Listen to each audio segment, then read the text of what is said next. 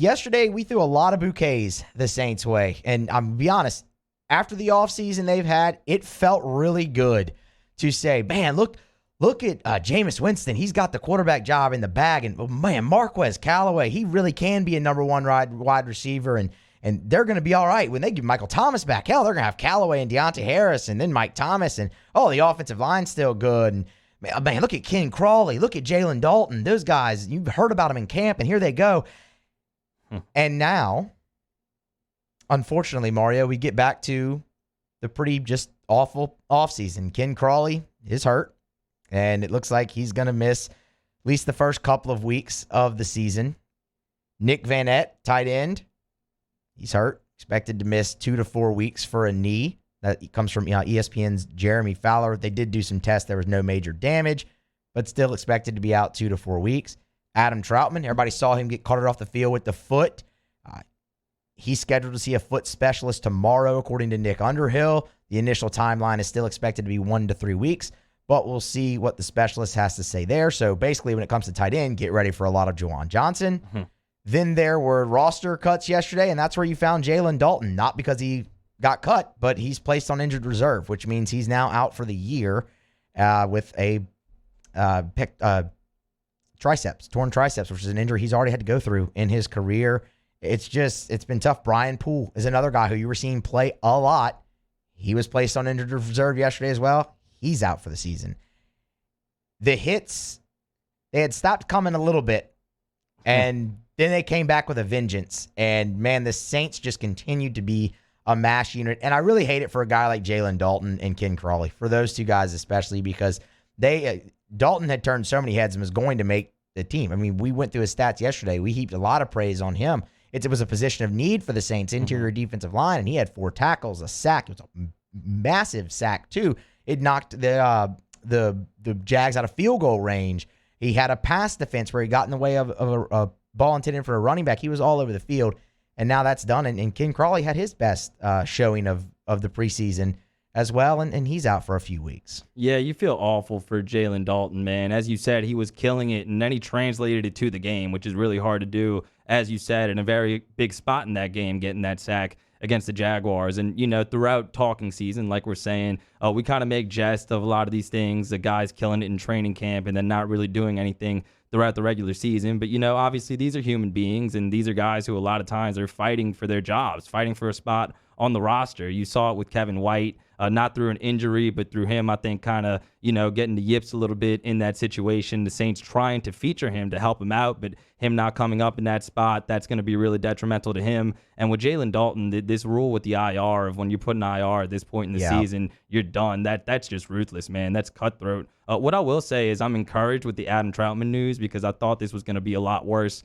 with him getting carted off the field. At least, he will be back at some point, but the tight end depth, as you said, is definitely a talking point and one of concern, Musso. Hopefully Juwan Johnson can step into that role and give the Saints some production, but that's really concerning with him being a converted wide receiver and not having much experience at tight end. So that's bad news. And then Ken Crawley, what can you say? That the timing is almost funny. It's starting to become a comedic with the Saints. So it's one thing after another, and it's with people that have been playing really well. And we talked yesterday about Crawley kind of elevating his level of play, because throughout his career, he's been a role player. He's been somebody who starts when people are injured, but coming into this year, he knew he was going to be counted on. He knew he was likely going to be a starter at certain points, and that's kind of really elevated his level of play. And he makes that pass break up against the Jaguars. He's really riding high. You hate to see that news. And Paulson Adebo, once again, come on down. We've been talking a lot about how important he's going to be. He becomes even more important as the Saints are only a couple weeks away from regular season games.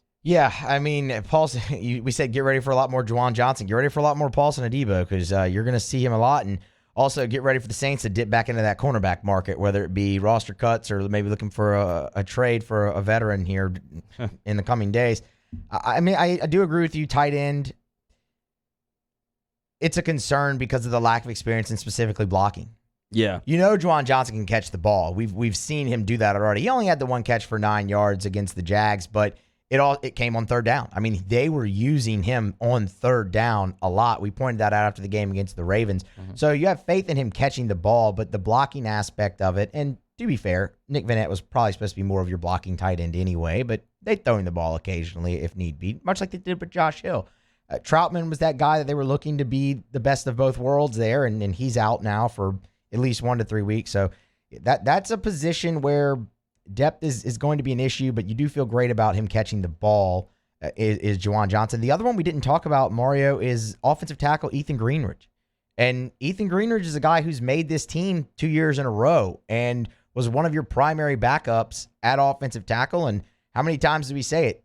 Offensive line is a position where injuries are going to happen. It's not a matter of if, it's a matter of when, and you need as much depth. I mean, I guess right now you're looking at James Hurst and Landon Young and Landon Young, pick, 6th round. And Landon Young, your 6th round draft pick, who you haven't really heard much about in training camp. So that's definitely an interesting spot to look at as well with Ethan Greenridge being out for the year. And another thing I'd like to agree with you on, the whole rule that you have to be on the 53-man or you in order to not have your season end if you're placed on IR before final cuts is stupid. That rule is dumb. Yeah. I hate that rule because for a team like the Saints, you're damned if you do, damned if you don't, because you've got injured players like Michael Thomas who are going to take a spot there, Will Lutz who's going to take a spot there, and I mean the list can just continue to go on and on of guys you're going to want to put on injured reserve from that 53-man roster and then have them back in as early as 3 games, and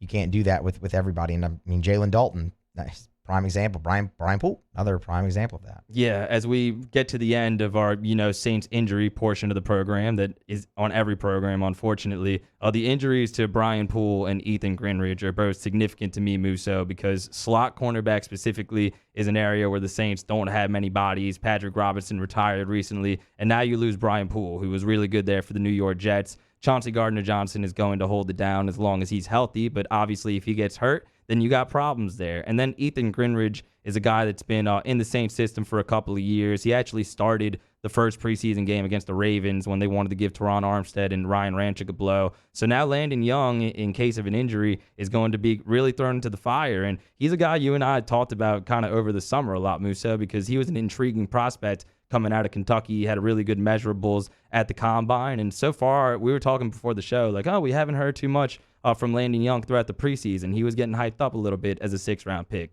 But as an offensive lineman, if we're not talking about him, if he's not being noticed, then that's likely a good thing. And so far with him, he's logged about 25 snaps, has only given up 1 pressure, 1 hurry against the quarterback. And obviously this is against 2nd and 3rd stringers, and 4th stringers in some case. But Landon Young has played well when he's been out there, so that is encouraging. But again, losing Brian Poole and losing Ethan Greenridge gives you even less depth at spots that you were already not very deep in.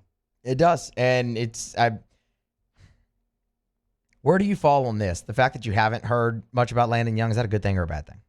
I think it's a good thing if you go and look up kind of the advanced stats and how much he's actually played and tangibly what he's done when he's out there. And again, 25 snaps, only giving up 1 pressure. That's really good. And then running the ball, it's kind of hard to evaluate offensive linemen case by case, player by player there. But when he's been out there, again, it's been good. And there hasn't been anything that Landon Young has done to make us say, oh, Landon Young messed that one up, when, you have moments like that with a lot of times with starting linemen, Andres Pete and others. So I would say it's a good thing. All right, we'll roll with it as a good thing then. Landon Young, you heard it here first. He's going to make an impact.